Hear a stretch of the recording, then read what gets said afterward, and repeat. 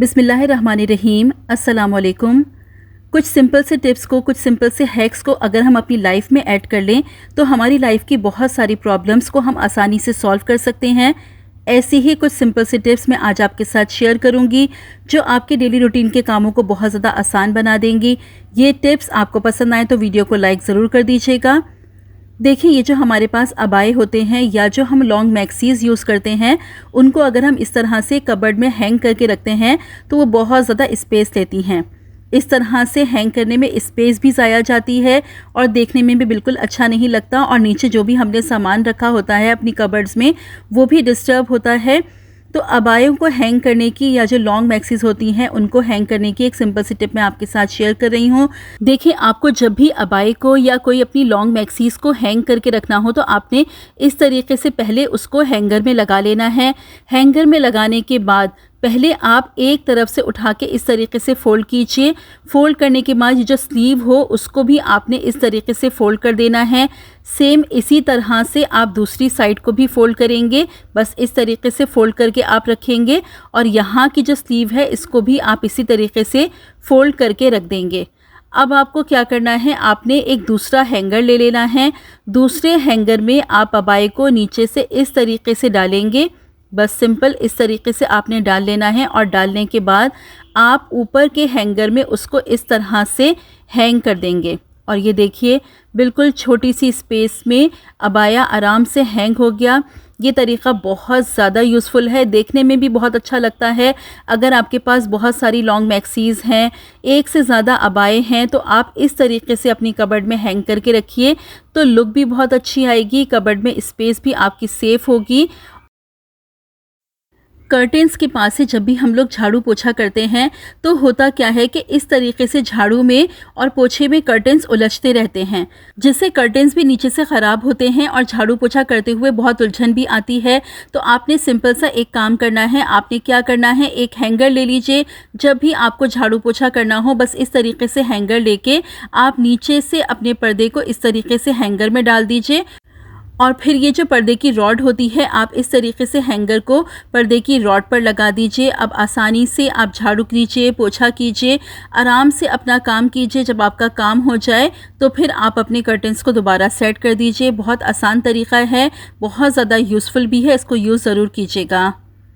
देखिए, ये हमारे पेन जब ख़राब हो जाते हैं तो हम इनको उठा के वेस्ट कर देते हैं, फेंक देते हैं। आप पेन को वेस्ट करते हुए ये जो इनकी कैप्स होती हैं इनको ज़रूर संभाल लिया करें, क्योंकि ये हमारे बहुत काम में आ सकती हैं। आपने इस तरीके से पेन की कैप ले लेनी है और फिर आपने ले लेना है डबल साइडेड टेप, और एक छोटा सा पीस आपको डबल साइडेड टेप का कट करके इस तरीके से आपने कैप पर लगा देना है। अब इसका यूज़ मैं आपको बताती हूँ कि आपको इसका यूज़ कहाँ करना है। आप अपनी कबर्ड्स में अंदर की साइड पर इस कैप को लगा दीजिए और अब आप इसको यूज़ कर सकते हैं अपनी ज्वेलरीज़ को हैंग करने के लिए। जो भी आपके इस तरह के नेकलेसेस होते हैं या जो ऐसी ज्वेलरी होती है जिसको आपको हैंग करके रखना है, उसको हैंग करने के लिए आप इन कैप्स का इस्तेमाल कर सकते हैं।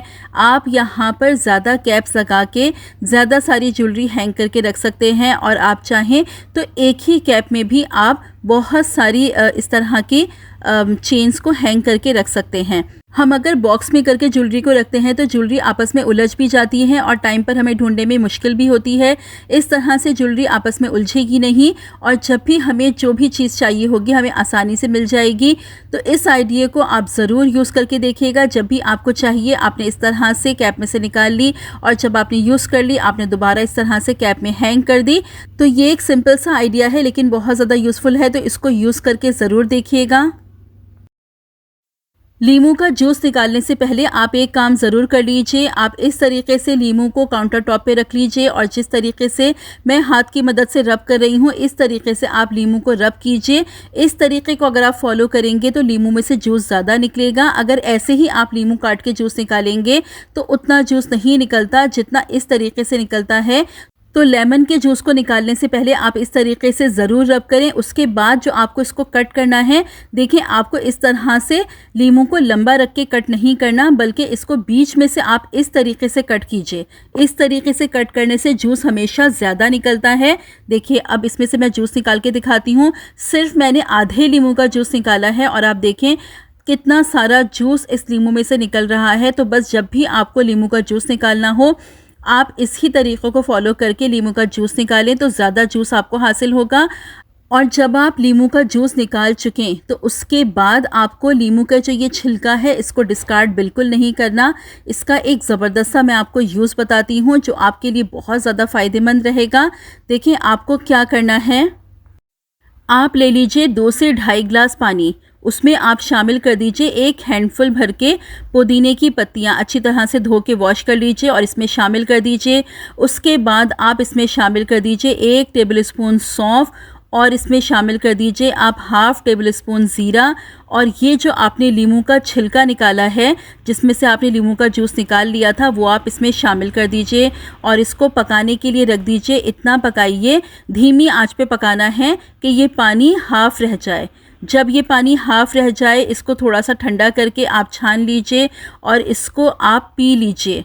आप यकीन करेंगे ये पानी इतना ज़्यादा फ़ायदेमंद है हाजमे के लिए, हमारे मैदे की सेहत को बेहतर बनाता है, जिगर के लिए बहुत ज़्यादा फ़ायदेमंद है। इसको अगर आप इस्तेमाल करेंगे आपका हाजमा बेहतर हो जाएगा, आपकी स्किन बहुत ज़्यादा फेयर होना शुरू हो जाएगी। स्किन के लिए, हाजमे के लिए, हमारी ओवरऑल हेल्थ के लिए ये पानी बहुत ज़्यादा फ़ायदेमंद है।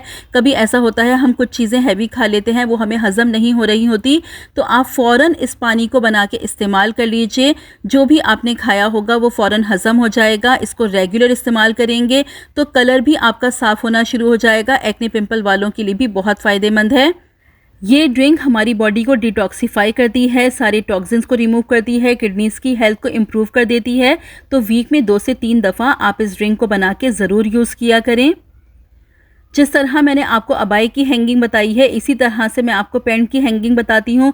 इस तरीके से अगर पैंट को आप हैंग करके रखते हैं तो आपकी कबर्ड में स्पेस बहुत ज़्यादा वेस्ट होगी। तो पैंट को हैंग करने के लिए आपको क्या करना है, हैंगर ले लीजिए, पहले नीचे से पैंट को इस तरीके से आप हैंगर में डाल दीजिए, उसके बाद ऊपर से आप पैंट को उठाइए और इसी तरह से आप फोल्ड करके हैंगर में डाल दीजिए। बस ये पैंट आपकी हैंग हो गई है।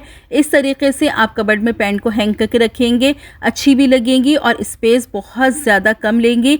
आपकी कबर्ड में स्पेस बहुत ज़्यादा सेफ हो जाएगी। ये देखिए इस तरीके से बस ये आपने ऊपर से उठाई और इस तरह से आपने हैंग कर दी। तो बस ये देखें इस तरह से आपने हैंग करना है। ये देखें इस तरह से स्पेस आपकी कबर्ड में बहुत कम लेंगी। और अगर आप लेंथ वाइज इस तरह से हैंग करके कबर्ड में रखते हैं तो आप ये देखिए कितनी ज़्यादा स्पेस आपकी कबर्ड में वेस्ट हो जाएगी। तो बस आपने जब भी पैंट को हैंग करना हो आपको इसी तरह से फोल्ड करके पैंट को हैंग करना है। ये जो हमारे टूथब्रश के कैप्स होते हैं इनको हम वेस्ट समझ के फेंक देते हैं। हम समझते हैं कि इनका अब कोई इस्तेमाल नहीं है, लेकिन अब से आपको ऐसा नहीं करना है क्योंकि इनको आप रीयूज़ कर सकते हैं। देखें जब हमें कहीं पर अपनी ज्वेलरी लेके जाना होती है तो आप इस तरीके से इन कैप्स का इस्तेमाल कर सकते हैं। अगर हम अपने बैग्स में ऐसे ही ज्वेलरी को रख लें तो ज्वेलरी ख़राब हो सकती है, टूट सकती है, उलझ सकती है हमारी चीज़ों के साथ। तो इस तरीके से अगर आप कैप में ज्वेलरी रखे अपने पर्स में रखेंगे तो एक तो आपकी चीज़ों के साथ ज्वेलरी मिक्स नहीं होगी, ख़राब नहीं होगी और इस तरीके से आपको अपने पर्स में ज्वेलरी फ़ौरन मिल भी जाएगी। कभी ऐसा भी होता है कि हम किसी फंक्शन पार्टी में जाते हैं और फंक्शन पार्टी ख़त्म होने के बाद हमें ज्वेलरी उतारनी होती है। हम चाह रहे होते हैं कि ज्वेलरी को उतार के हम अपने बैग में रख दें, लेकिन सिर्फ इस वजह से नहीं रखते कि ज्वेलरी उलझ जाएगी, ख़राब हो जाएगी। तो आप इस तरीके की कैप अपने पास अपने पर्स में रख लीजिए और जब भी आपको ज्वेलरी उतार के रखनी हो तो बस आप इन कैप्स का इस्तेमाल कर सकते हैं। छोटा सा सिंपल सा आइडिया है लेकिन बहुत ज़्यादा यूज़फुल है और कमेंट्स में ज़रूर बताइएगा कि ये आइडिया आपको कैसा लगा। आज मैं आपके साथ एक ऐसे शैम्पू की रेमेडी शेयर कर रही हूँ जिसमें किसी किस्म का कोई भी केमिकल यूज़ नहीं करूँगी। 100% हर्बल शैम्पू है, सारी नेचुरल चीज़ें यूज़ की हैं, लेकिन झाग भरपूर बनाएगा और बालों की सफाई भी बहुत बेहतरीन तरीके से करेगा। चलिए मैं बताती हूँ कि शैम्पू आपको किस तरीके से प्रिपेयर करना है। देखिए शैम्पू बनाने के लिए सबसे पहली चीज़ हमें चाहिए वो है ये जड़ी बूटियाँ, आंवला, रीठा, सिकाकाई। कदीम वक्तों से इस्तेमाल की जाती हैं बालों की ग्रोथ के लिए, बालों की हेल्थ के लिए। आंवला बालों को काला बनाए रखता है, गिरने से रोकता है, नए बालों की ग्रोथ बढ़ाता है। बालों में मौजूद कोई ऐसी परेशानी नहीं है जिसको आंवला के इस्तेमाल से हल ना किया जा सकता हो। आंवला हमारे बालों के लिए एक सुपर फूड के तौर पर काम करता है। जब आप आंवला का इस्तेमाल करते हैं तो आपके बालों में एक जान आ जाती है। सिकाकाई भी हमारे बालों के लिए बहुत ज़्यादा फ़ायदेमंद है। बालों को नरम, मुलायम और चमकदार बनाती है, बालों की ग्रोथ बढ़ाती है और बालों का गिरना झड़ना बिल्कुल बंद हो जाता है जब आप सिकाकाई का इस्तेमाल करते हैं। और अगर बाल सफ़ेद हो रहे हैं तो भी आंवला और सिकाकाई दोनों का इस्तेमाल बहुत ज़्यादा फ़ायदेमंद है। रीठा का इस्तेमाल किया जाता है बालों की सफाई के लिए, क्योंकि रीठा एक शैम्पू के तौर पर काम करता है, बहुत अच्छे तरीके से हमारे बालों की सफाई करता है, साथ ही बालों को नरम, मुलायम और चमकदार भी बनाता है। तो मैंने यहाँ पर तकरीबन 18 से 20 यहाँ पर रीठा लिए हैं और 18 से 20 ही मैंने आंवला, साबुत आंवला इस्तेमाल किया है और इतनी ही मिकदार में मैंने सिकाकाई का इस्तेमाल किया है।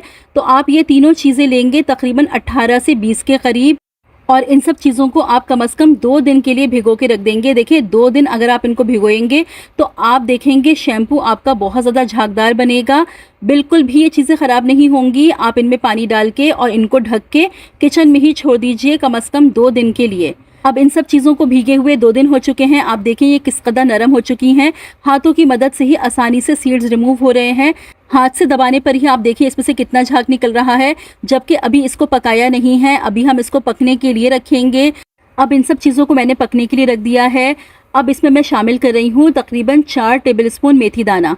मेथी दाना भी हमारे बालों के लिए बहुत ज़्यादा फ़ायदेमंद है, बालों को मजबूत बनाता है, घना बनाता है, बालों का गिरना झड़ना बिल्कुल रुक जाता है जब हम मेथी दाने का इस्तेमाल करते हैं।